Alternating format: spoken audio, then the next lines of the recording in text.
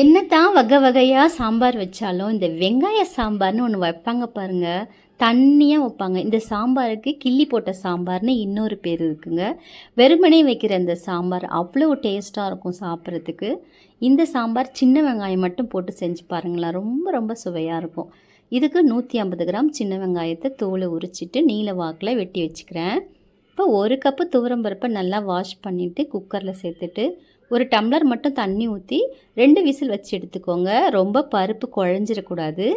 இப்போ இது கூட நறுக்கின வெங்காயம், 5 பச்சை மிளகாயை லைட்டாக கீறிட்டு சேர்த்துக்கோங்க. 10 பல் பூண்டு, 2 தக்காளி பழம், கொஞ்சம் மஞ்சள் தூள் சேர்த்துட்டு வெங்காயம் தக்காளி ரொம்ப குழைய விடாமல் வேக வச்சு எடுத்துக்கோங்க. இப்போ இதில் 2 டம்ளர் தண்ணி ஊற்றிக்கோங்க. ஒரு சின்ன லெமன் சைஸ் புளியும் கரைச்சி ஊற்றிட்டு ஒரு கொதி வந்ததும் ஸ்டவ்வை ஆஃப் பண்ணிவிடுங்க. இப்போ தாளிப்புக்கு கடுகு, உளுத்தம்பருப்பு, பெருங்காயம், காஞ்ச மிளகாயை கிள்ளி போட்டுக்கோங்க. கருவேப்பிலை போட்டுட்டு தாளிப்பு குழம்போடு சேர்த்து நல்லா கலந்துட்டு தேவையான அளவுக்கு உப்பு சேர்த்துக்கோங்க. கை நிறைய கொத்தமல்லி சேர்த்துட்டு நல்லா கலந்து விடுங்க.